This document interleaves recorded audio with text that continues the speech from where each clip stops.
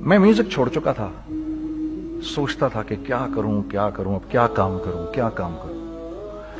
اور ایک سٹیج میرے پہ یہ آ گئی کہ میں نے آخری 100 روپے نکال کے اپنی بیوی کو دیے, جو میرے پاس آخری 100 روپے تھے, اور میں نے کہا کل مجھ سے نہ مانگنا کچھ, اب میرے پاس کچھ نہیں ہے, آئی ہیو نتھنگ, بس اوپر اللہ ہے, نیچے بس یہ حالات ہیں.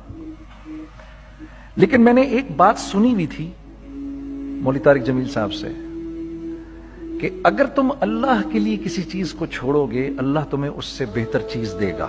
یہ میں نے سنی بھی تھی, یہ حدیث کے الفاظ ہیں. اور میں تھوڑی دیر میں کبھی کبھار سوچتا تھا, میں کہتا تھا یار لوگ صحیح کہتے ہیں, یہ مولوی مرواتے ہیں لوگوں کو, مروا دیا مجھے, کہاں ہے وہ چیز. لیکن میرا دل اندر سے کہتا تھا نہیں, اللہ کے نبی کی بات سچی ہے, اللہ کے نبی کی بات سچی ہے, اللہ کے نبی کی بات سچی ہے. میرا دل کہتا تھا مجھے, یہ میں 2002 کی بات بتا رہا ہوں. So sitting in the masjid, I meet this man who comes up to me and he says,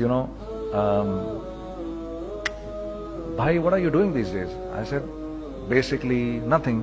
I'm just thinking of doing something. He says, how about if you and I think of something, let's just do something together. I said, like what? He says, I don't know, you tell me. تو اس نے کہا کیا کریں؟ میں نے کہا چلو کپڑے بناتے ہیں. ہم نے دونوں نے کہا ٹھیک ہے. اب میرے پاس پیسے تو تھے نہیں, تو میں نے کہا کیا کرے گا؟ اس نے بولا یار دیکھو سٹارٹ ایسے ہوگا جنید بھائی, 25 لاکھ آپ دیں, 25 لاکھ میں لاؤں. اب اس نے 25 لاکھ بول دیا اور میں ابھی 100 روپے بیوی کو دے کر آ رہا ہوں, اور بڑی اپنا سٹیچر بالکل رکھ کے اوکے ٹھیک ہے. اب میں سوچ رہا ہوں 25 لاکھ کہاں سے ہوں گے, 25 لاکھ آپ لائیں, 25 لاکھ میں لاتا ہوں. میں نے کہا جی ٹھیک. تو میں گھر گیا, گھر بیٹھ کے سوچا, میں نے کہا کیا ہے, کیا بیچوں. ایک دوست کو میں نے بولا, اس زمانے میں یہ بھی پتا چل گیا کہ دوست کس چیز کا نام ہے, کیونکہ سب کو پتا تھا کہ یہ اس وقت مشکل میں ہے. تو یقین کرو 50 کی چیز ہر ایک مجھے 25 کوٹ کرتا تھا. 25 لے لیں جنید بھائی, اس کے یہی دے سکتے ہیں. یہ اپنے دوستوں کی بات بتا رہا ہوں. مجھے اس دن پتا چلا, اس زمانے میں اچھے لوگ بھی ملے جنہوں نے 25 کی جگہ کہا نہیں یار آپ رکھیں, یہ چلو بعد میں کر لیں گے, دیکھ لیں گے. ایسے بھی ملے, لیکن ایسے بھی ملے کہ جنہوں نے ایکسپلائٹ کر کے میری کمر ہی توڑ دی. اس وقت جو کر سکتے ہیں اس آدمی کے ساتھ کریں, کیونکہ یہ سب پریشانی میں ہے. تو میں نے جا کے کہیں سے اس کو بیچا, اس کو بیچا, یہ بیچ دیا, وہ بیچ دیا, سب بیچ بچا کے اس کو جا کر 25 لاکھ روپے کسی طرح کر کے دیے. میں نے کہا مجھے 1 ہفتے کا ٹائم دے, آپ 1 ہفتے بعد ملتے ہیں.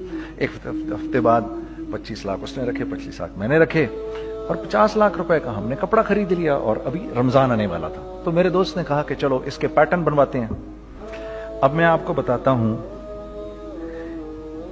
کہ رزق کس کے ہاتھ میں ہے.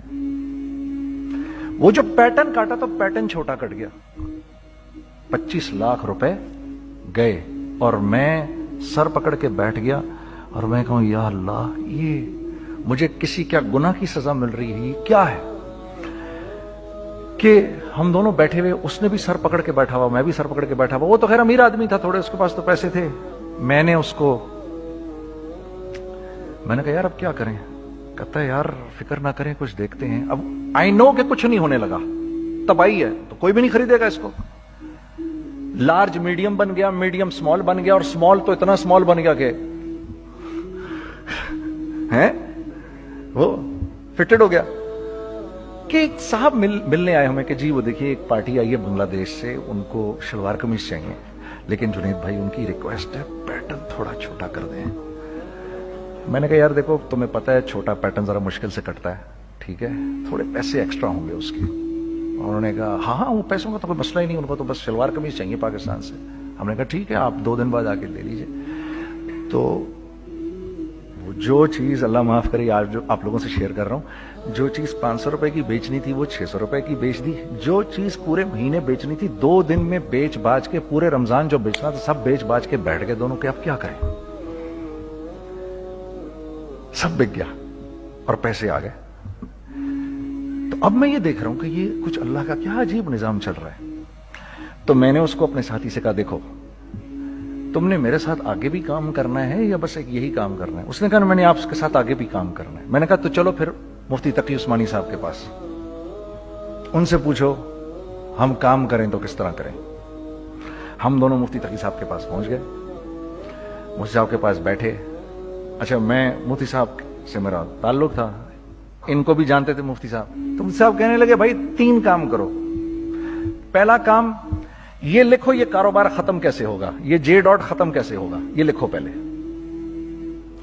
دوسرا کام، پہلا کام یہ سب سے آسان ہے، اب اس سے اور مشکل کام وہ یہ کہ عزم کرو اس بات کا ایک دوسرے کو دھوکہ نہیں دو گے تم دونوں، یہ اس سے مشکل کام کہا۔ اور اب تیسرا سب سے مشکل کام، یہ نیت کرو کہ اس کاروبار سے تم نے لوگوں کو نفع پہنچانا ہے، فائدہ پہنچانا ہے۔ اگر یہ 3 کام تم لوگوں نے کر لیے تو تم دونوں کا تیسرا پارٹنر اللہ ہو جائے گا۔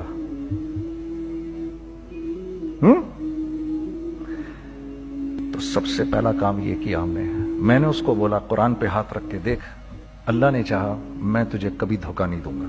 اس نے کہا اللہ نے چاہا میں بھی آپ کو کبھی دھوکہ نہیں دوں گا۔ یہ آج سے 15 سال پہلے کی بات ہے۔ پھر دن و رات بیٹھ کر ہم یہ سوچتے تھے کہ ہم لوگوں کو فائدہ کیسے پہنچائیں۔ ہم نے ایک کپڑا بنایا، وہ کپڑا کاٹن کا۔ سب سے پہلا کام جو ہم نے کیا وہ یہ کیا کہ یہ جو مرا ہوا ایک نظام تھا کھڑیوں کا، اس کو زندہ کیا، جس کی وجہ سے تقریباً 10,000 لوگوں کی جابز لگ گئیں۔ ایک ڈائنگ آرٹ تھا بالکل۔ یہ کھڑیوں کا کپڑا ایسا ہی ہے جیسے ہینڈ میڈ شو اور ہینڈ میڈ کلاتھ، ٹھیک ہے نا۔ میں قسمن کہتا ہوں کہ اگر آپ کو میں نے ایک دفعہ آپ نے میرا کرتا پہن لیا جو کھڈی کا بنا ہوا ہے، ہو نہیں سکتا کہ دوسرا کوئی کرتا آپ سے پہنا جائے اس کے بعد۔ وہ ایسے جسم سے ملائم طریقے سے جسم پر آ کر لگ جاتا ہے۔ اس کپڑے کی ہم منہ مانگی قیمت لے سکتے تھے۔ آج اللہ کو حاضر ناظر جان کر کہہ رہا ہوں، ہم نے ایسا نہیں کیا، ہم نے ایسا نہیں کیا۔ ہم چاہتے تو کیا کر جاتے، لیکن نہیں کیا ہم نے، ٹھیک ہے۔ پہلا کام ہم نے کہا اور 2 لوگوں کو، اور 2 لوگوں کو، اور 2 لوگ پسند کریں گے، کوئی نہیں کوئی نہیں کوئی نہیں۔ میں آپ کو ایسی سینکڑوں مثالیں دے سکتا ہوں کہ ہم کیا کر سکتے تھے، ہم نے کیا نہیں کیا، صرف اس تیسرے پوائنٹ کو سامنے رکھنے کے لیے۔ وہ تیسرا پوائنٹ کیا ہے؟ لوگوں کو نفع پہنچانا، کیونکہ ہم نہیں چاہتے کہ ہمارا تیسرا پارٹنر ہم کو چھوڑ کے چلا جائے۔ میں آپ کو کیا کیا بتاؤں، تیسرے پارٹنر نے کیا کیا کچھ کیا۔ پشاور پہنچے میں اور میرا ساتھی، میں آپ کے سامنے وہ ایکسپیرینسز آپ کی تقویت کے لیے بتا رہا ہوں، آپ اپنی کوئی بڑائی نہیں بتا رہا، آپ کی تقویت کے لیے بتا رہا ہوں کہ کل جب آپ ایسے کریں گے نا تو گھبرانا مت۔ ہم کہتے ہیں ملٹی نیشنل آئیں ہمارے ملک میں، بہت اچھی بات ہے، آئیں، اس میں کیا ہے، لیکن یار ہم میں خود میں کیا کمی ہے، آپ مجھے یہ بتاؤ۔ ہم سیدھے ہو جائیں، خدا کی قسم ضرورت نہیں ہمیں کسی ملٹی نیشنل کی، کیونکہ ہمارا دماغ جو ہے نا، ہمارا دماغ تو اتنا تیز ہے، اتنا تیز ہے، دیکھو نا بے ایمانی کر کے ہم کتنا کچھ کر لیتے ہیں۔ تو اگر اسی دماغ کو سیدھا چلائیں گے تو کیا کریں گے؟ اگر یہ دماغ سیدھا چلے، پاکستان، ارے بھائی بھول جائیں گے لوگ جاپان کو اور کوریا کو، بھول جائیں گے لوگ۔ اگر واللہ یقین کرو، اگر ہم اس ایک بات کو سامنے رکھ لیں، مجھے میرا اللہ دیکھ رہا ہے،